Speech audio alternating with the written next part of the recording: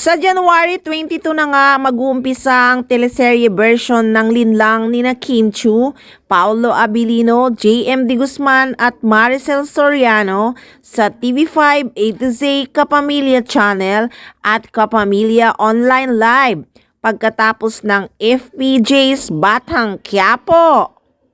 Inihayag ito ng Dreamscape Entertainment sa SOCMED nitong January 10, Miyerkules ng gabi. Makikipagsalpukan ang linlang ni Kim Chiu sa Love Die Repeat ni Sian Lim. Simula January 22 ay mauurong ang time slot ng Don Bell series. Susunod na ito sa linlang.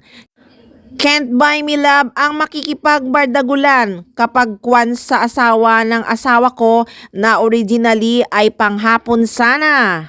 Ang galing lang kasi ang mga Pinoy kahit napanood na kapag maganda, ulit-ulitin pa ang nasabing pelikula o teleserye tulad na lang ng linlang na ipinalalabas sa Prime Video.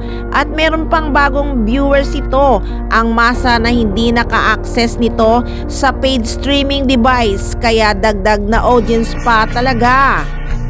Kaya naman kaabang-abang ang bakbakan sa prime time ng kanya-kanyang teleserye nina Kim Chiu at Sian Lim. Sino nga ang mas susuportahan ng Kimsi fans? Interesado talaga ang mga netizens na malaman ito.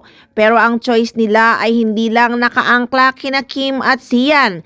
Ano ba ang mas magandang teleserye na tatatak sa puso ng masang Pinoy? So abangan ang numbers of qualitative data.